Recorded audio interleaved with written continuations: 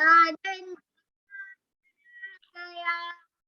चक्षुरुन्मिलितं येन तस्मै श्रीगुरुवे नमः। श्रीचैतन्य मनोभीष्टं स्थापितं येन भूतले स्वयं रूप कदा मायं ददाति स्वपदान्तिकम्।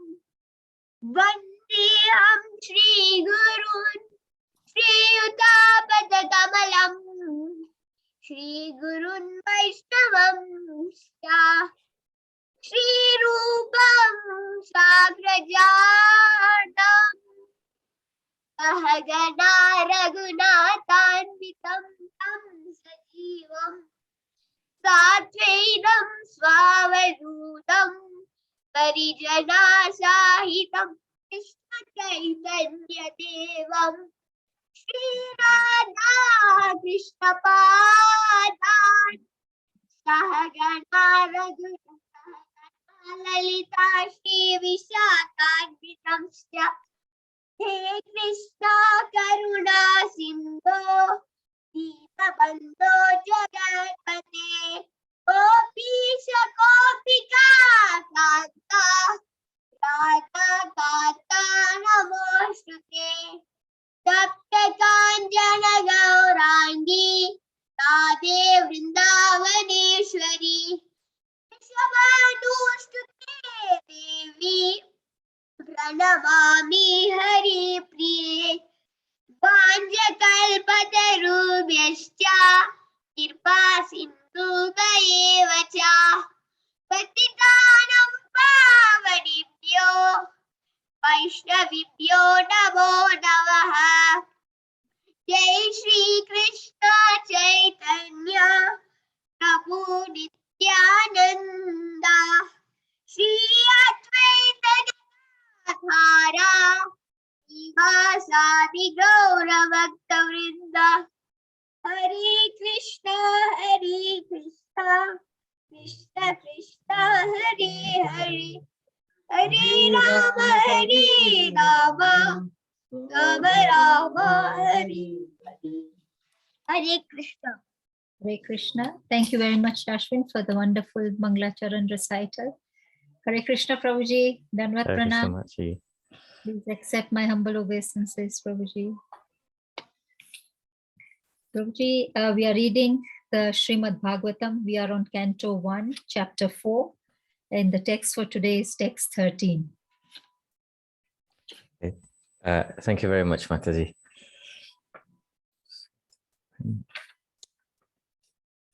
Prabhuji, do you want us to read the text translation or purport, or should we hand over to you, Prabhuji? You can. I'm happy to recite Mataji. Yeah, thank you so much. Narayanam namaskritya naram jeva narotamam devim saraswatim vyasam tato jaya mudiraye nastapraye vyabresu nityam bhagavata sevaya bhagavate uttama shloke bhaktir bhavatir nishtaki. Om namo bhagavate vasudevaya. Om namo bhagavate vasudevaya. Om namo bhagavate vasudevaya.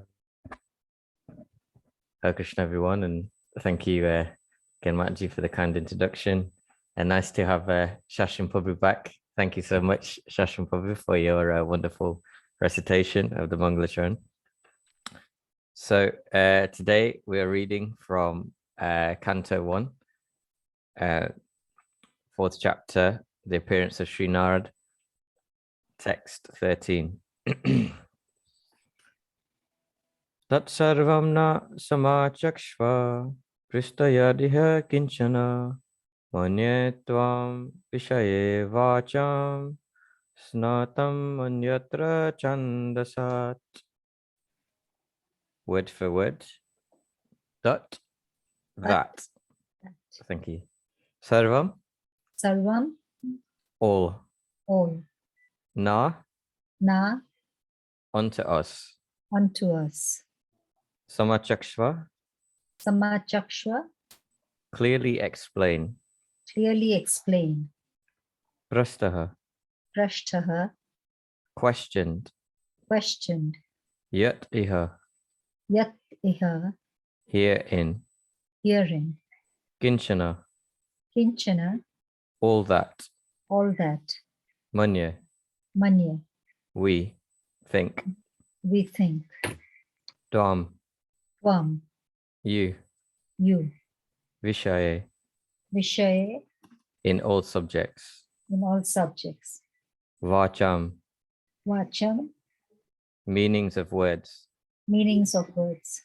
Snatam, Snatam, fully acquainted. fully acquainted. Anyatra, Anyatra, except. except. Chandasat, Chandasat, portion of the Vedas. portion of the Vedas. Translation by His Divine Grace, A.C. Bhaktivedanta Swami Srila Prabhupada. We know that you are expert in the meaning of all subjects, except some portions of the Vedas, and thus you can clearly explain the answers to all the questions we have just put to you. Mataji, would you like to repeat the translation? Yes, Prabhuji. Translation by Srila Prabhupada, Srila Prabhupada ki Jai. Jai. We know that you are an expert in the meaning of all subjects, except some portions of the Vedas, and thus you can clearly explain the answers to all the questions we have just put to you. Jai. Purport. The difference between the Vedas and the Puranas is like that between the Brahmanas and the Parivrajaka's. The Brahmanas are meant to administer some fruitive sacrifices mentioned in the Vedas, but the Parivrajakacharyas, or learned preachers, are meant to disseminate transcendental knowledge to one and all. As such, the Parivrajakacharyas are not always expert in pronouncing the Vedic mantras, which are practiced systematically by accent and meter by the Brahmanas, who are meant for administering Vedic rites. Yet it should not be considered that the Brahmanas are more important than the itinerant preachers. They are one and different simultaneously, because they are meant for the same end in different ways. There is no difference also between the Vedic mantras and what is explained in the Puranas and Itihasa. According to Srila Jiva Goswami, it is mentioned in the Madhyadina Shruti that all the Vedas, namely the Sama, Atharva, Rig, Yajur, Puranas, Itihasas, Upanishads, etc., are emanations from the breathing of the Supreme Being. The only difference is that the Vedic mantras are mostly begun with the pranava Omkar, and it requires some training to practice the metric pronunciation of Vedic mantras.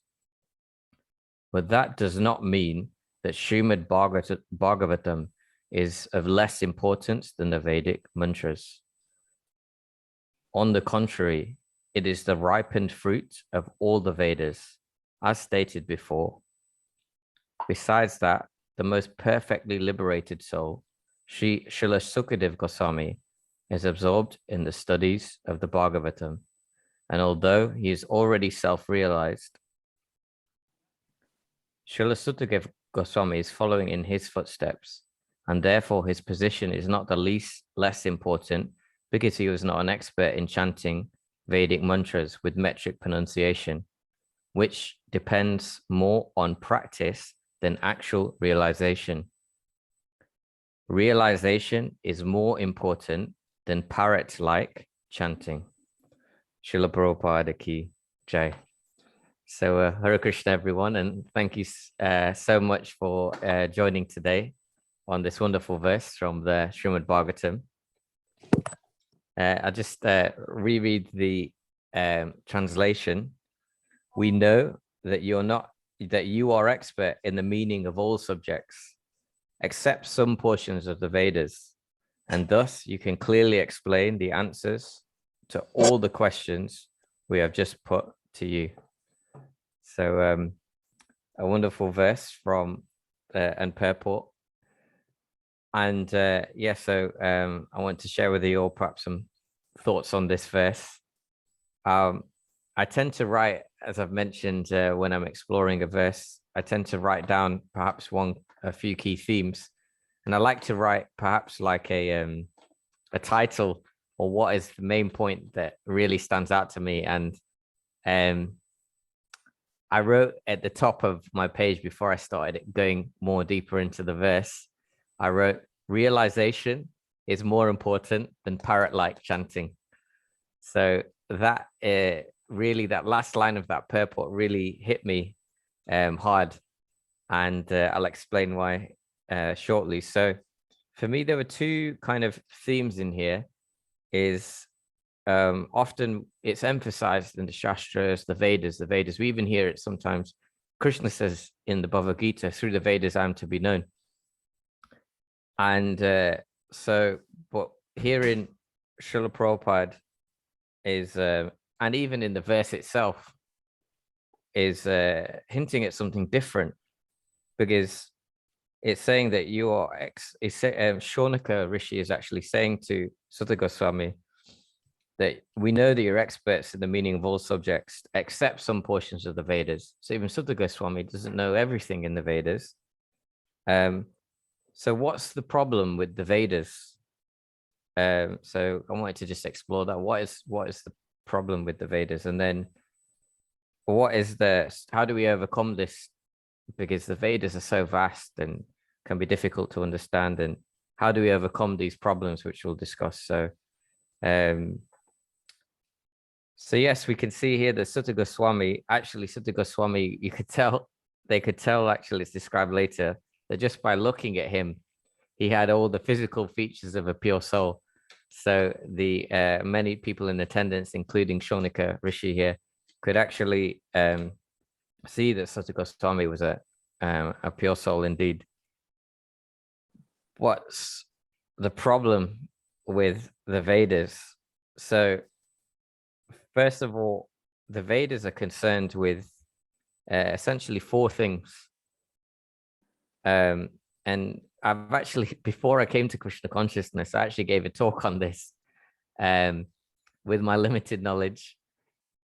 And these four things can relate to different stages of life, or the four different ashrams, which are brahmachari, grihastha, vanaprast, and sannyas. So brahmachari just refers to student life, or can do. Grihastha refers to householder life. So when one gets married, etc. Vanaprast refers to retired life, and sannyas is the renunciate stage.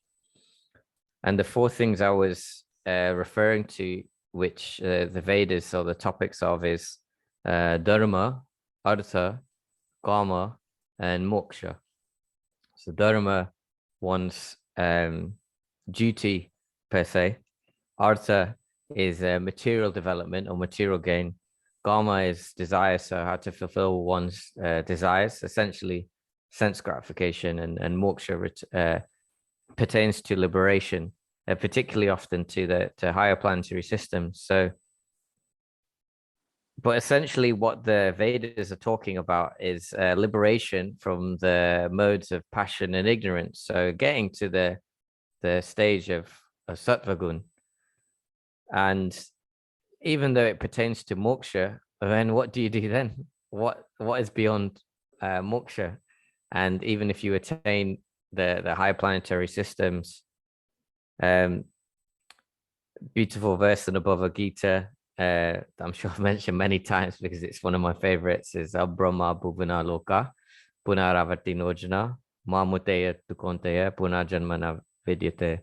So of all the planets in the material world, material universe, I should say, all from the highest, Brahma Loka, down to the lowest, they're all places of misery. So even though we couldn't get elevated to a better material situation, ultimately we will still be subjected to the material pains, birth, death, old age, and disease. Another thing about the Vedas is that they're essentially giving you ways in which to satisfy the senses in a regulated way in accordance with certain rules and regulations to reduce one's karma. And I'm sure I've mentioned this before. The problem with that is, as we know, we've discussed many times, you cannot ever satisfy the senses.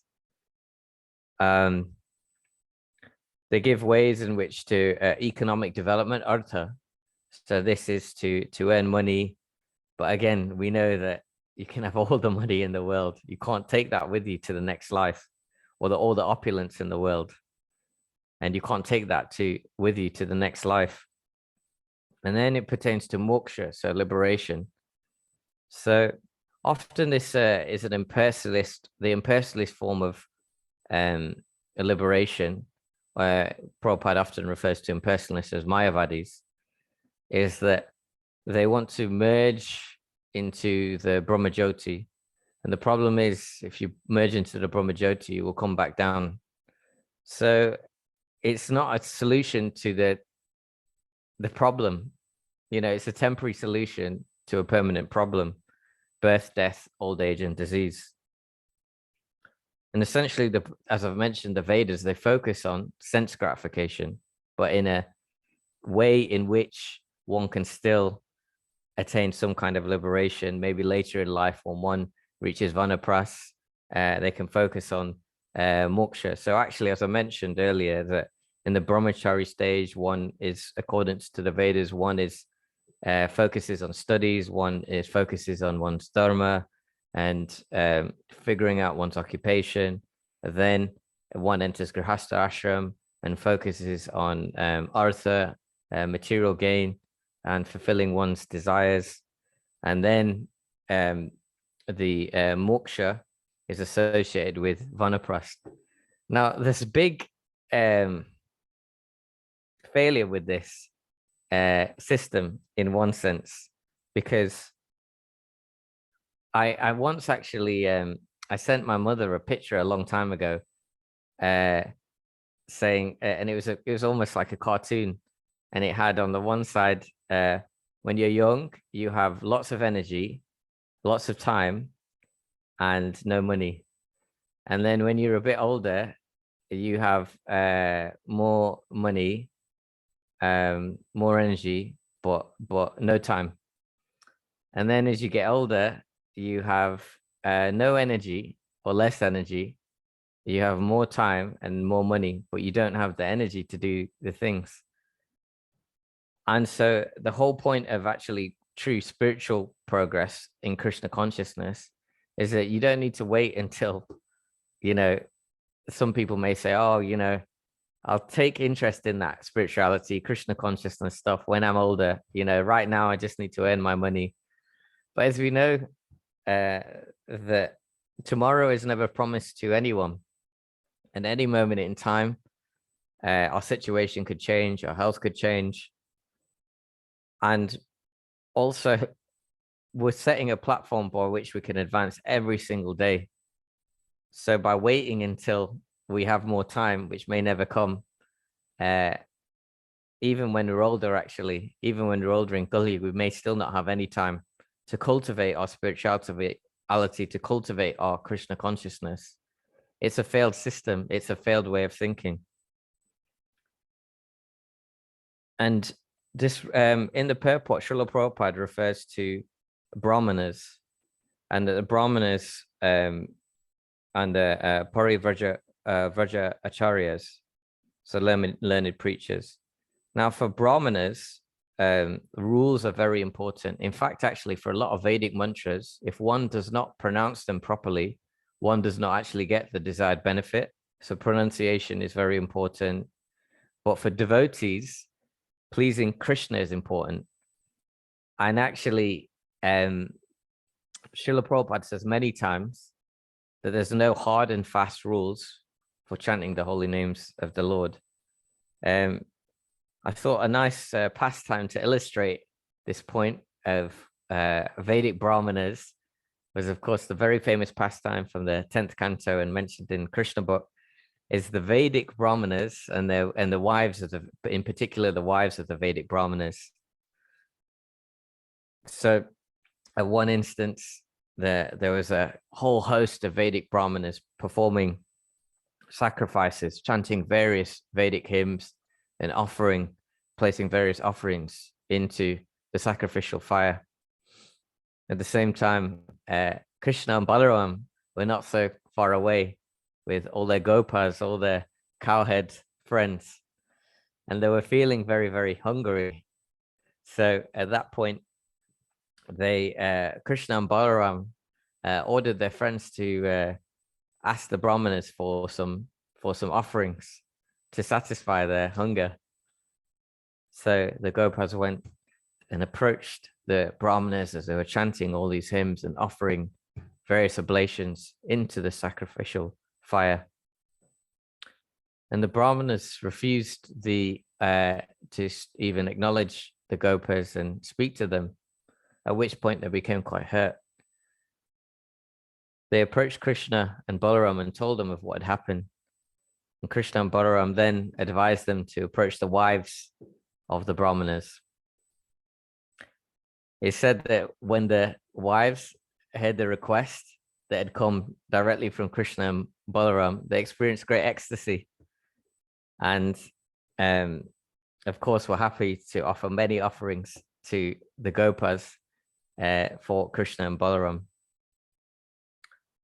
After the Vedic Brahmanas had actually come to learn that it was their wives who'd given the offerings and satisfied the hunger of Krishna and Balaram, they actually realized their mistake and realized that they were so concerned with, in one sense, I think it's explained in Krishna book that the practices that they were doing, the Vedic hymns that they were reciting, were ultimately still in the line of some kind of material gain.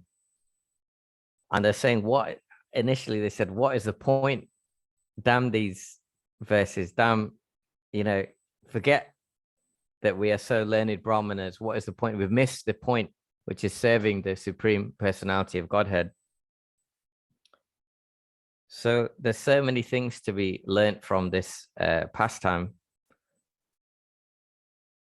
But one of the things which stands out for me is that these Brahmanas, they were so fixed on the learning, not gaining as much knowledge, having all these rules and regulations, following a strict code of conduct, having proper pronunciation of these Vedic hymns, and they missed the bigger point, which is actually true devotion, true happiness. In fact, true fulfillment, true contentment comes from worshipping and service to the Supreme Personality of Godhead. Interestingly, the gopis, who were known as the highest devotees of the Lord, in the highest category, in their previous lives, they were learned. Some of the gopis were learned scholars, and realized the folly of their ways, that through gyan and through rules and following strict rules and regulations, with the focus on the rules, is that this isn't the path to attaining the ultimate goal of human life. I just wanted to clarify that rules and regulations, they have their place and they're there to help us, but they shouldn't be the focus. Shouldn't be rules for the sake of rules. Rules are there and rules of etiquette, rules of conduct. And it's not like we don't try and do the proper pronunciation. It is nice to pronounce nicely, as essentially these words carry so much potency. But ultimately, it's as Srila Prabhupada says, realization is more important than parrot-like chanting. And one final issue that we have with the Vedas, especially in Kali Yuga, is that, so at university, if you study at university in the UK, you get something called the NUS card, which stands for national. It's from the National Students Union, So it kind of, if you show this card, you'll get various discounts, and it verifies that you're a student. So I'm here to tell you that in Gulyug, all of us have a NUS, a different type of NUS card. So in Gulyug, we have N, no time. So I think, I'm not sure if Panchali Mataji is on the call. She asked a lovely question about it's difficult to manage time, so many things to do. In Gulyug, we have no time. We're constantly being exploited. As I've mentioned in earlier weeks, that at this point in time, people work longer than they ever have in any point in history. So we have no time. So we're unqualified. So it takes, if you can imagine, in years gone by, people would be raised literally from an infant, reciting these mantras, learning about the Brahminical culture and etiquette, and practicing this on a daily basis. In fact, often they would receive their Brahmin third at a very, very young age. Instead, I can speak for myself that, I came to Krishna consciousness at a relatively advanced stage. And so I hadn't received all these samskars and received the appropriate training or qualifications to really practice this high level of Brahminical qualities and etiquette. I remember many, many years ago now, I had the great honor, great privilege to serve His Holiness Chandamoli Swami, who's an amazing personality, a disciple of Srila Prabhupada. And I was his personal servant for 6 weeks. So I was just staying in this house. I would prepare his prasadam in the mornings, and he would give me some tasks to do for the day, or sometimes he would give me, he does a lot of writing, Maharaj. So sometimes he would ask me to kind of edit some of his writings or compile verses for his research. And the first time he asked me, he said, "Oh, come into my room, please take a seat so I can instruct you." And I'm so uncultured and not aware of the etiquette that I just sat down on the seat next to Maharaj. And Maharaj, he was so kind and merciful. He said, "No, please just take a seat on the, in front of me on the floor, as a, servant should do." And that is the etiquette in Brahminical culture. But being myself, I had no idea about Brahminical culture and etiquette. There's I've got many stories about how I failed in many ways in serving Maharaj. I served Maharaj for about 6 weeks, and I made many mistakes, many failings of this Brahminical culture. And but Maharaj was so kind to me and so forgiving and accepting of all my mistakes. And instead, he kindly guided me to do things in the right way. So we can see here that, yes, we are unqualified, and we have much learning to do about rules, regulations, and practices and etiquette. So yeah, we have no time. We're unqualified. And S, we have short lives. So in Gulyug, compared to other ages, we have incredibly short lives, and it's only going to get shorter, in fact. So we can, through study of the Srimad Bhagavatam, we can see in previous ages that people would spend hundreds of years in meditation. They had a lot more time to study in depth the Vedas also. So yes, so we've discussed, this is some of the problems with the Vedas, and particularly this NUS. We all have an NUS card in one sense. So what is the solution? What is the solution to this?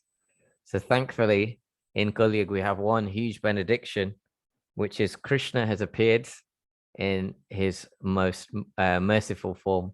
Namo Mavadanyaya Krishna Paramadayate Krishnaya Krishna Chaitanya Namne Gaurata Vishya Namaha. Namo Mahavadanyaya. Mahavadanyaya means most munificent. So most munificent and charitably disposed. So munificent, the meaning of this word munificent is most generous. So Chaitanya Mahaprabhu, the Supreme Personality of Godhead, has appeared and given us the process to overcome this problem that we have, these deficiencies that we have, this NUS card. And what is this that he's given us? Hare Nama, Hare Nama, Hare Nameva Kevalam, Kalo Nasteva, Nasteva, Nasteva, Gatiranyata.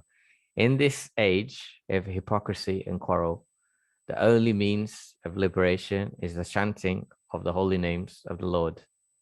And he says 3 times, there is no other way, there is no other way, there is no other way.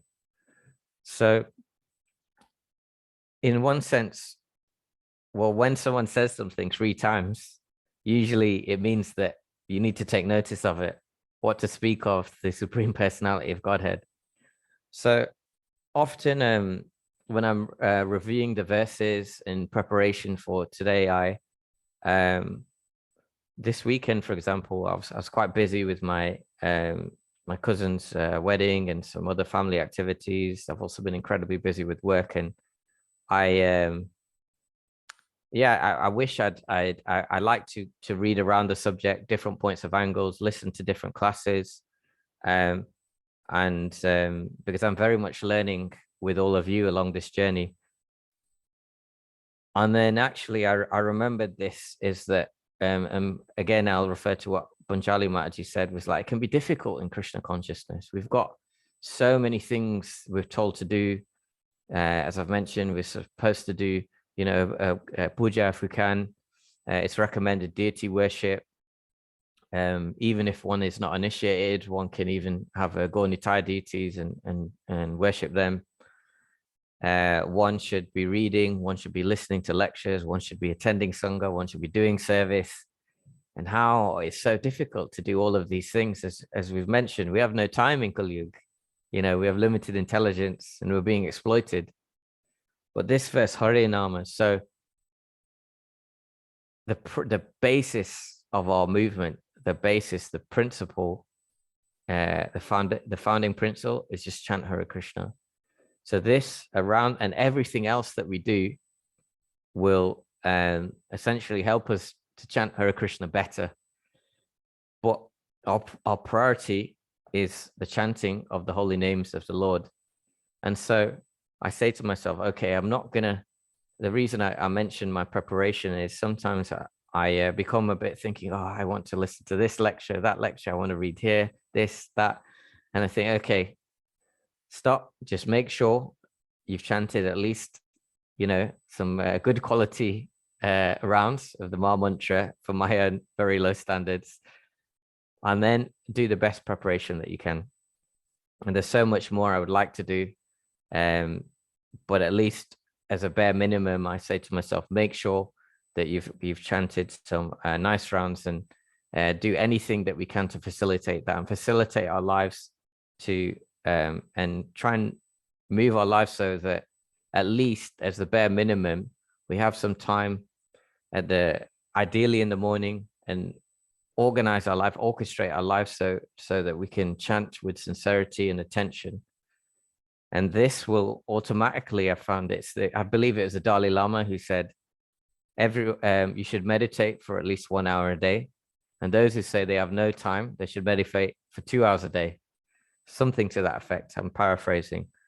But essentially, through the chanting and making time, in this habit of just making time for something that's important to us, actually, and we'll find that Krishna will give us the intelligence to orchestrate our lives further to include other things such as reading, listening, associating with devotees. So that's the solution essentially, but there's more on this which I wanted to talk about. And I thought this was so the first point, I suppose, in the solution is prioritize the foundation, which is the chanting of the holy names of the Lord. But I want to share a nice pastime from the Chaitanya Charitamrita, which is that of known as the illiterate Brahmana. So Lord Chaitanya approached a group of Brahmanas, and there's one in particular who he was particularly impressed with. But this Brahmana, he was somewhat illiterate, so he could not read properly, and he could not pronounce all the verses correctly. And it's actually mentioned there's a nice verse in the Madhya Lila, which is kehe hasa, kehe ninde, tahaye nahi mane, avista hana gita, pade anita mane. So here it's saying, due to his incorrect pronunciation, people sometimes criticized him and laughed at him, but he did not care. He was full of ecstasy due to reading the Bhagavad Gita and was personally very happy. And so this Brahmana was actually made fun of by people because he could not read properly. He was made fun of by other Brahmanas because his pronunciation was incorrect. But yet he was in ecstasy. So Lord Chaitanya approached him and inquired why. And he could see actually that as he'd been reading the Gita, he'd also, some of the pages were smudged because not only was he reading, he's been crying also in ecstasy. And after inquiring, the Lord was informed by the Brahmana that although he cannot read properly, this is an instruction from his guru to read the Bhagavad Gita every single day. I believe it was 18 chapters as well. So he had to read the entire Gita every day. So he tried his best to do that, following the instructions of his spiritual master. And his realization from the Gita was that even though he could not read it, even though he may not fully understood, he felt in his heart, he could say, Krishna is so kind. Look how kind Krishna is, because he allows he is serving his devotee, he's serving Arjun. And it's actually explained that the way, as Krishna was driving Arjun's chariot, the way Arjun would instruct Krishna on which direction to go was to kick him. So this Brahmana was so touched by the Lord's kindness, even though he's the supreme personality of Godhead, he actually becomes a servant of his devotee. And so Lord Chaitanya was very impressed with this Brahmana and said, you have really understood the Gita. So I thought this was such a lovely pastime, which really illustrates that I know I can speak for myself, that sometimes we can be obsessed with learning so much, gathering as much knowledge as we can, trying perhaps to become an expert in pronunciation of various mantras and prayers. And while these things are good things to learn, I'll go back to our opening words, which is realization is more important than parrot-like chanting.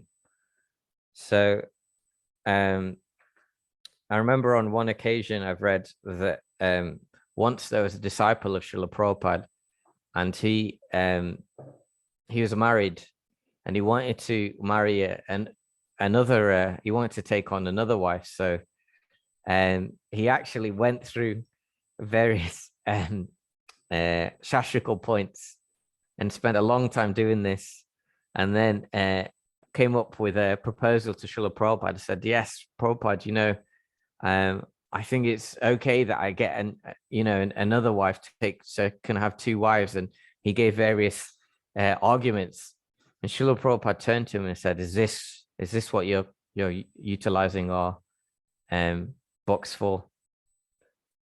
So the point here was that what is our motivation for learning all these prayers? What is our motivation for learning all these verses? What is our motivation for trying to study?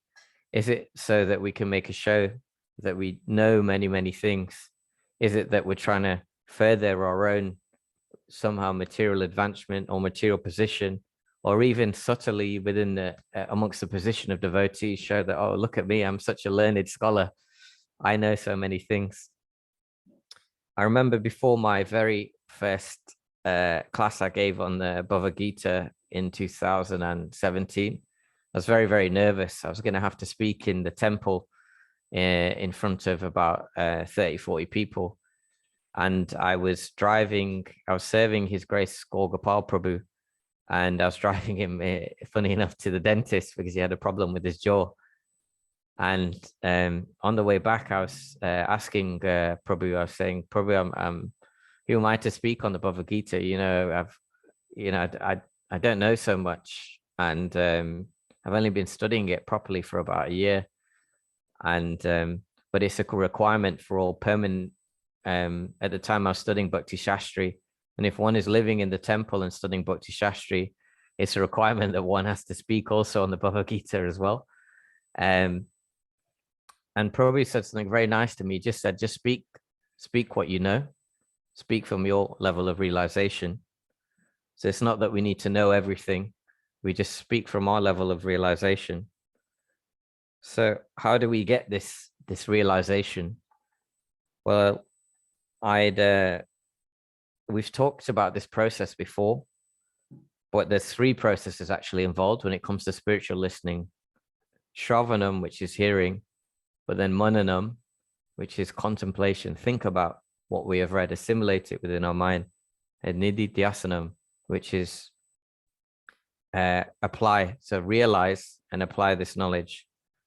So it's not that we have to accumulate so much knowledge. There's so much knowledge in just the Srimad Bhagavatam and the Bhagavad Gita, but like the so-called illiterate Brahmin, is that we're just trying to grab the essence, which is loving service to the Supreme Personality of Godhead.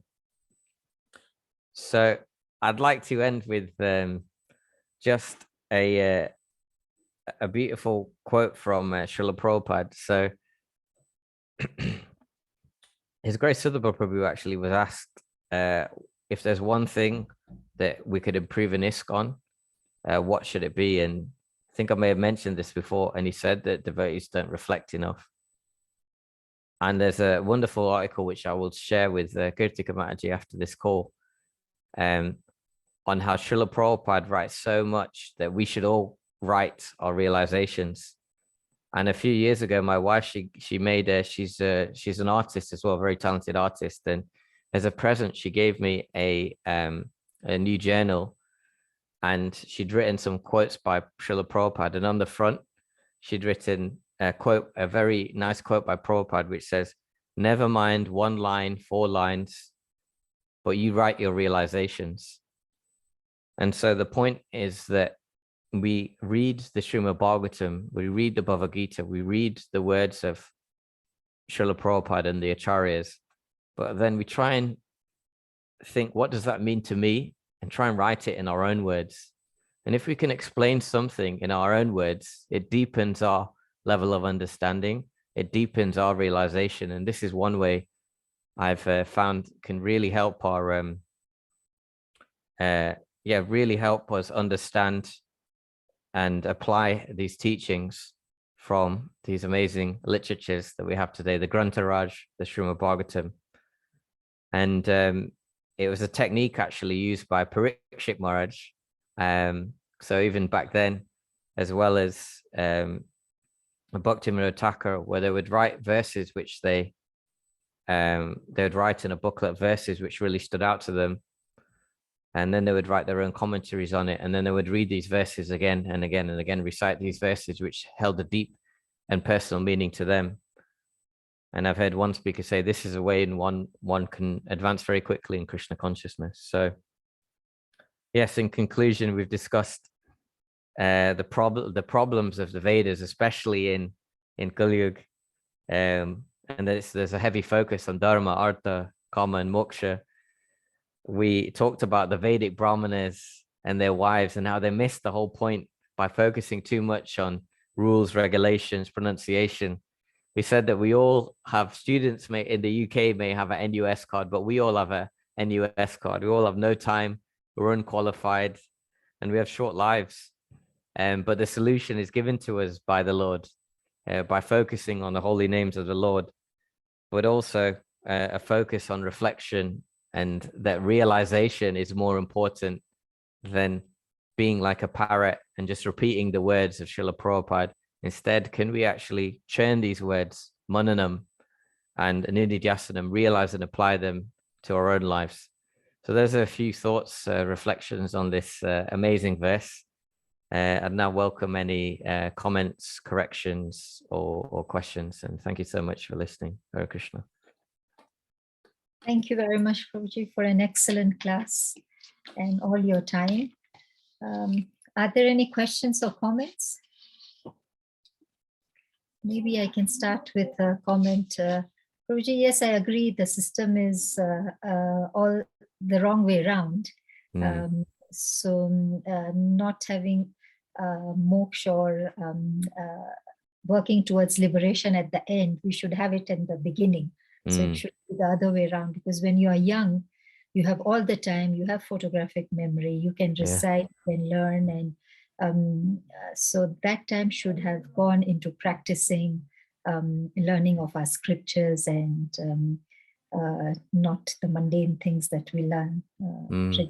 I learned trigonometry and I don't even remember anything about it. I don't think I have any use for it. Yet I learned 2 shlokas of Bhagavad Gita when I was very young, and I remember them now, and they are of use to me now, and they have been all the time. So I agree, and I think the reason why we do this is because I remember my father telling me, no, you don't read these books now, because if you read these books, then you will not have any desires to get married or something, because he thought I might get vairaga. So they discourage, I think, reading the scriptures at an earlier age, when that should be the main thing. So yes, I agree with you when you said the system has failed. So yes, we should not wait till old age, because at that time we won't be able to remember, we won't be able to understand. If we have Alzheimer's or dementia, then we are lost totally. So Prabhuji, in that case, what should we be doing? Should we be asking for the education system to change or to incorporate, or what are your thoughts about it? Yes, thank you so much, Mataji. Well, first of all, just thank you so much for your wonderful comments and realizations. It's really nice to hear. So, what can we do to change? Interestingly, my wife is a teacher, but she got a little bit fed up of the modern education system, which is very, very heavily focused, even for she teaches primary school in a very, very young age. They're really pushing these young children to just for kind of learning things which aren't even practical, what to speak of spiritual advancement. So yes, we can push for the education system to be changed. And I know some schools are trying to do this. In the UK, we have the Avanti schools, which is founded by His Grace and Krishna Prabhu, and with an idea on incorporating spiritual knowledge from a young age, but also those people who are parents, and they can start incorporating this for their children. But ultimately, also, I've studied a little bit in psychology of developmental psychology, and children, more than being told what to do, they observe. So the biggest thing is seeing that we're practicing Krishna consciousness, and we're enjoying Krishna consciousness, and we're getting some taste from that. And when children see this, they'll also want to do this. Whereas I remember I would see my dad mowing the lawn, and when we used to live in the north of England, we had quite a lot of large lawns to mow, so lots of grass. And he would look so tired afterwards. And then once I turned 11, he would ask me, and I wasn't looking forward to doing that, because I could see he wasn't very happy mowing the lawn himself. But at the same time, when children will see their parents and they'll see them enjoying it and engaging in that and interested in that, then automatically they will follow as well. So I think it's more about setting the example, as well as obviously if we can plant the seed. Just another quick point on this also is, before coming to Krishna consciousness, I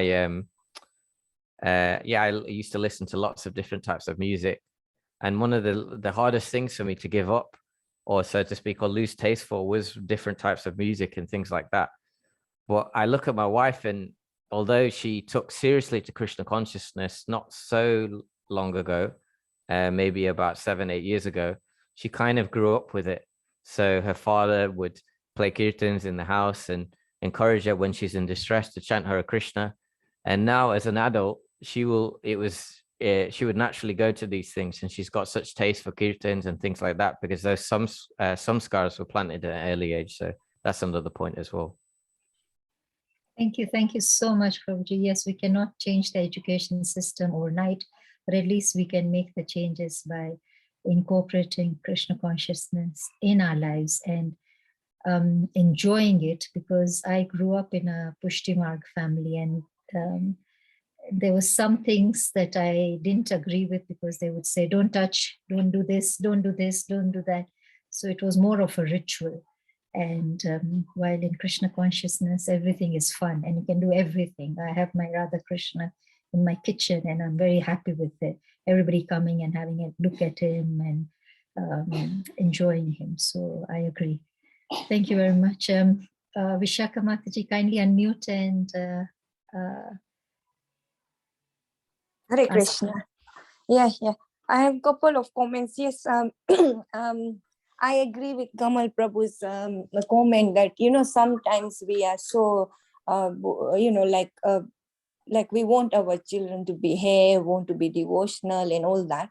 And we try our level best. But I think the failure is from the parents, how I see it myself. Yeah. The failure is from my side if my child is not devotional, because if I didn't, like I will give you an example. This is my own, that I sent my kids to Krishna club, and fortunately my daughter is quite devotional, but my son is not. And I don't blame him, I blame myself, because though I sent him to Krishna club, I myself wasn't following it so ritually. So the reflection obviously falls, because what we do is what the child will. Because I myself, when I was young, I used to see my dad doing the arti and then bathing the deities and all that. And when I grew up, nobody told me that. When I got married, nobody told me that you need to bathe the deities, but I somehow felt I must bathe the deities, if not anything. So that was just just seeing seeing it when you are growing. I feel that's the best way of teaching the children how to follow a principle. That's my realization. But I also wanted to just ask you a question about, I also like, so many, today the class was so good. Thank you very much, Kamal Prabhu. Because I really like the point whereby you when you read or you are, learning something, it's best to just take one point out and make a note and then contemplate on that. That's a really good comment I'm going to take forward. I'm thinking of doing it from tomorrow. So thank you so very much. But one more I would like to add is, normally how it helps me, this is my realization, I read and then I start my chanting. And when I read something, like I am reading Srimad Bhagavatam, then when I start my chanting, then, I find it connects, because because Bhagavatam is Krishna, everything is all about realization or, remembering or, something or the other. And then when I'm chanting, I connect more because I'm contemplating on what I've read and whether I'm doing it correctly or not. So that's something also I just like to share to all of you. But one question I have is, when we chant, we try to chant with like with deep realization. We want to help ourselves so that we progress. But why does it happen that it's not, it's not constant, or we find, or generally I find that though there's so many devotees, but there are lots of anarthas within, or sometimes they can even be a worse behavior than a normal person. So why would that be, when one is trying to get rid of all this, yes. So that's one of my questions. The second one, I think I've forgotten, but I will leave you to answer that. Thank you. Firstly, thank you so much, Vishaka Mataji, for your comment and all your wonderful realizations. Like, it's so nice to hear practical things that people are applying. Before I answer your question, first of all, with regards to, yes, thank you so much for sharing about your family and your realizations from raising your children. And Shama Gopi Vallabha is amazing devotee. But also you know, I just wanted to say that also, you know, I'm sure you still did a very good, you know, job raising, you know, and it's not, we have to also perhaps remember that there's devotees who did everything with their children, you know, raised them, brought them to the temple. I know Prabhupada disciples who, you know, planted all these samskars into their children, and then they still decided not to practice. So the point there is that ultimately also it's like we do our best endeavor. And I don't have children yet, but I've discussed this with my wife, and we say we'll do our best endeavor. But then ultimately it's also that even though there may be a child, we don't have complete control of them. They're a soul, they're a jiva that's decided to come into this world with many desires of their own before they've even entered this life. And so who's to say, you know, and also we've discussed that it may not be the right time yet for that soul has to experience certain, go through certain karmic reactions, experience certain things in the world, and then they may take, and I know some we've discussed that some devotees don't take till very, very advanced. I started practicing at age 30. I know some people didn't practice till, you know, the last 5 years of their life, but then they advanced so quickly. So yeah, I would that's just my kind of response to that like, yes, I'm sure you've done a wonderful job raising your son also.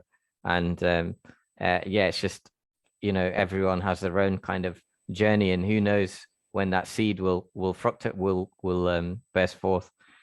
In terms of your also lovely point about reading before chanting, obviously some people are different. Some people could wake up, do puja, and they're so enthused they can chant. For me, I found that for many years I was chanting. I would wake up and I'd be chanting. And the first 4 to 8 rounds, I'd be thinking about, you know, it'd be either, you know, what do I have to do today? Oh, so many things is going on. I'd be in a lot of anxiety, and it'd take at least 4 rounds before I could really start to focus on chanting. And then I've started a practice of writing before I chant, and reading. I just say, just read a few verses, maybe minimum 2 verses of Bhagavatam. And that is just like a kind of redirects me. It's like a compass, which reminds me of all the other stuff. It doesn't matter so much, you know, it won't really matter in a year's time or 5 years' time. And the most important thing when this is my time I'm investing in Krishna consciousness, and that kind of redirects me. So thank you so much for mentioning that. And finally, your question is, why is it that we see either within ourselves or within people who are practicing Krishna consciousness that we can see that actually, you know, they may not be behaving so well or have certain issues and anarthas that we may not even see outside of Krishna consciousness. Is that, did I hear your question correctly, Mataji? Yes, Prabhu, yes. Yeah. So how does this, this is on the one hand, should be devotees. We should have a strict strict behavior. You know, we're supposed to be studying so much, learning, serving, and yet sometimes devotees, you know, can behave inappropriately and do bad things. How does this equate? So the way we kind of analyze this is that, first of all, we have a saying in psychology, which is, you spot it, you got it. So that means that if we can see a fault within someone else, to some degree, maybe not to the greatest degree, but to some degree, that reminds us of something within ourselves. It's so that we can reflect and say, okay, I've experienced this myself as a devotee, very, very nice devotee, serves so nicely, but there's something about this devotee which really reminds me of something that a problem that I have. And so I can't associate with this devotee too much.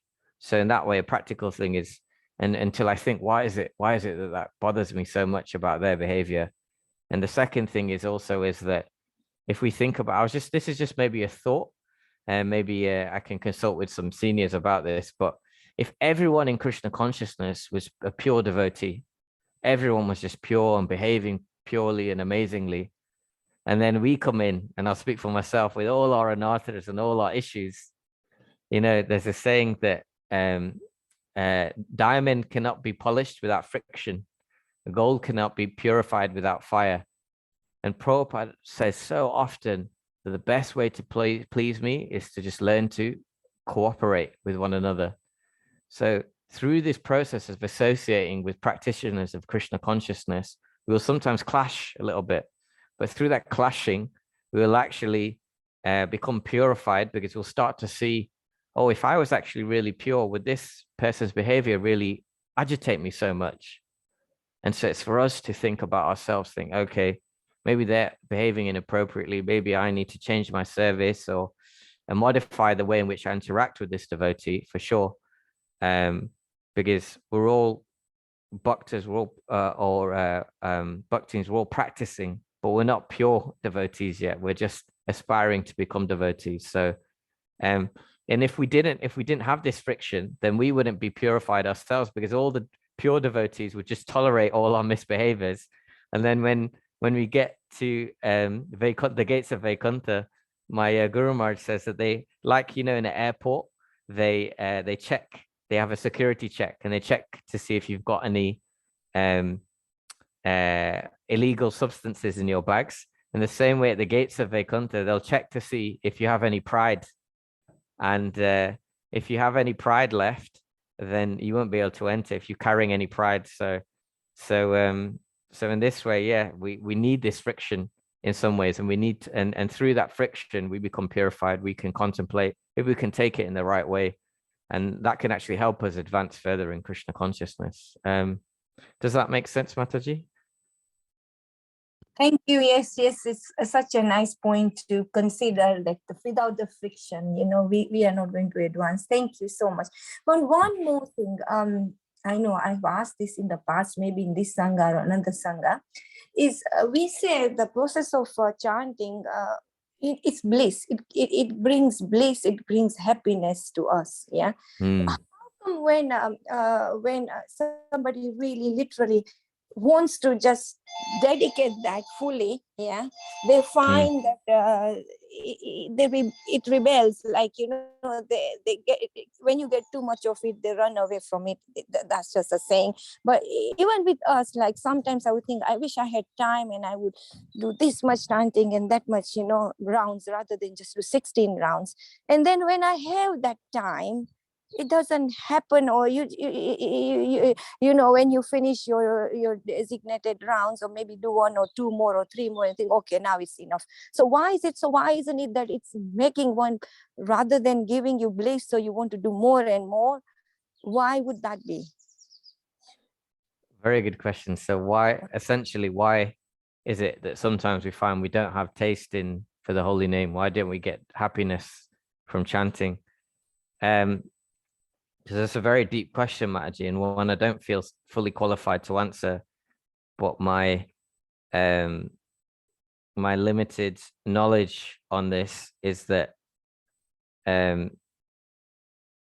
when one, if one isn't experiencing happiness in Krishna consciousness, or one isn't experiencing happiness from chanting, one needs to make some, first of all, take a step back and see one's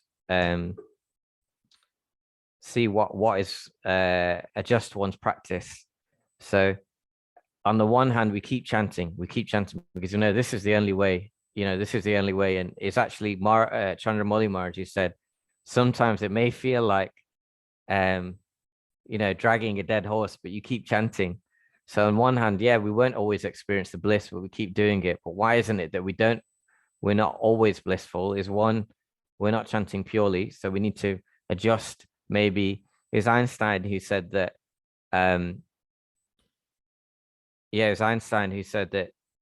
doing the same thing over and over again and expecting a different result is the definition of insanity. So if we're not really find that we're getting a lot of taste from chanting, or we're getting frustrated in our Krishna consciousness, I mean, the first thing, there's only one thing, and I'm sure you know this, Mataji, that is a real impediment and blockage to our Krishna consciousness, and that is offenses. So there can be offenses to the holy name or offenses to the Vaishnavas. I know there's been times in my Krishna consciousness where I've become overly agitated with devotees and made offenses, maybe in my mind and maybe even outside of my mind, I'm ashamed to say. And that really affected my Krishna consciousness badly. So offenses is one thing. The second thing is also adjusting our practice. So from London to Vrindavan is many, many miles an airplane has to fly. And if one just flies 1 degree in the wrong direction or a few degrees in the right direction, in the wrong direction, one will end up in Mongolia as opposed to Vrindavan. And that's just a few degrees adjustment. So in the same way that Krishna consciousness, it's a constant, our flight back to Krishna, it's never a straight flight. It's a constant adjustment. So we need to constantly think, how can I adjust? Maybe we can see, am I committing any offenses? 2, maybe am I burning myself out? Am I trying to practice, a higher level than I am? What are the things that I like in Krishna consciousness? Can I do more of those? Who are the devotees that inspire me? Can I listen to more of that? And all these things combined, it's very difficult to know without, seeing the specifics, but we have seniors and mentors who can help us kind of be, Kanamba Kanana Maharaj is here in the UK at the moment. And one of his disciples said, he is a proofreader of my life. So this is why we have our gurus, our seniors to say, look, let's have a look at your life. How can we adjust it in such a way that you can get more bliss? So I'm speaking only from theory. I have very little taste for the holy name myself. So, but I hope that helps you, Mataji. Hare Krishna. Sorry, I'm taking all the people's question. One more, sorry. What I wanted to clarify is I'm getting that bliss, yeah, and I'm really enjoying it. But it's like, why couldn't I do it 24/7? That's my question. Yeah. Okay. Yeah. So as in, why can't you? Are you not able to sustain doing it 24/7? Yes, that's what I meant. Yes. Okay. So that is a very high level of Krishna consciousness, and one it seems that you're on your way to achieving, but it's very much a gradual process.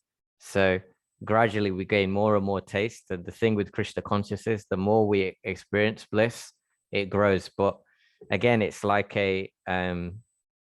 yes, it's not an instantaneous process, it's gradual. So once we get to that level, as we keep going and keep adding more, keep doing more service, it's like a rubber band. If we try and stretch it too much, then it will snap back into position. But if we stretch it just a little bit, it will stay. And then we stretch it a bit more, it will stay. And like this, our capacity for Krishna consciousness and for devotional service will expand as we gradually increase. So unfortunately, it doesn't happen quickly or as quickly as we would like. I think Panchali Mataji, no problem, Mataji. I think Panchali Mataji has been waiting for to ask a question. Hare Krishna, Prabhuji, thank you very much. I'm mindful of the fact that it's 7 minutes past or 6, so I can always ask you late next week if that's. I have some time. Yeah, if Prabhuji is okay. Thank you very much indeed. So first of all, thank you very much for the wonderful class. So mine is a very quick comment because you mentioned one of my favorite pastimes of Mahaprabhu, and it highlights again the fact that how important realization is when compared to just reading or knowledge, and how you define knowledge. Is knowledge just knowing of words, or is knowledge pure bhakti? So I just it really I'm going to keep it short. It is one of my favorite pastimes, and it also touches upon the other fact that you brought up in your discussion as well, the importance of ego and not having ego in life, and how people are stopped before entering Vaikuntha if they have pride, because you can have all the knowledge in the world and know all the verses in the word, but if there is the ego attached, as in case of Pandit, Yes. Kashmiri, Yeah. what's his name? Keshav Kashmiri, yes. Kashmir Pandit. He had all the knowledge, but then he was, but he had the pride, and all that went to waste. So realization is. So what I am taking from your teaching today, Prabhuji, is how important realization is in the course or in the path of bhakti. Thank you so much, Mataji, for your wonderful comment. Just highlighting that point, the difference between Gyan and Vigyan, realized knowledge. And yes, you know, it's not about learning all the verses. Next week, I'm away. So, but thankfully, through the mercy of the devotees, an amazing speaker, His Grace Bhutta Bhavana Prabhu, will be taking this session. Someone I very much look up to and one of the leaders here in the UK. And in one of his classes, he gives an amazing seminar, which I've listened to a few times. And it's available on SoundCloud, and it's called Reading Srila Prabhupada's Books. And he mentions there, he says, sometimes devotees have too much reading. So they're trying to read too much. And he says, instead, take your time, you know, don't rush, read slowly and try and understand what is Prabhupada trying to say and assimilate that in your own words. And it's not about covering as much reading as you can, though that still is purifying, but it's about understanding and realization is more important than parrot-like chanting. Hare Krishna. Hare Krishna. Thank you so much, Prabhuji. Hare Krishna. Hare Krishna, Prabhuji, thank you so much for this class. Without much further ado, I know we have extended our time 10 more minutes. I'd request Path Prabhuji. Path Prabhuji, are you there? Hare Krishna. Hare Bol. Yes, Mataji. Yes, Yes. Mataji. Krishna, Hare Krishna. Yeah, Path Prabhuji has just returned back from India. He is our mentor he is in Eldoret. He's in charge of the Eldoret Center. And we are very grateful that he has been able to join us today. So Prabhuji, is it possible for you to end the session? Yes, Mataji. Hare Krishna. Hare Krishna. Yeah. Thank you very much, His Grace Kamal Prabhuji, for your nice class. Like you are describing the four principles like Dharma, Artha, Kama, and Moksha. I'm audible, Mataji? Yes, Prabhuji, you are. Good. So, like our basic system is like that, so that a human being supposed to be realized himself after the three things. He is supposed to be liberated, and he's supposed to do endeavor for the moksha. But unfortunately, we are forgot this part. Only we are stuck in dharma, artha, kama. Then no moksha, no liberation. But if you are trying and we are giving our education, like you are telling about our students or our children and their children, and also our behavior, it will be changed. Thank you very much, Kamal Prabhuji, also all the devotees. We are so grateful. Now I want to conclude all the session. I request all the devotees, please unmute yourself and chant Hare Krishna mantra for glorification of His Grace Kamal Panchal Prabhuji. Please join. Hare Krishna. Hare Krishna, Hare Krishna, Krishna Krishna, Hare Hare, Hare Rama, Hare Rama, Rama Hare. Vancha kalpatarubhyascha kripa sindhubhyo cha patitanam pavanebhyo vaishnavebhyo namo namaha. Srila Prabhupada ki jai. Jai. His Grace Kamal Panchal Prabhu ki jai. Thank you, Prabhuji. Hare Krishna. Hare Krishna. Thank you very much. Krishna, thank you.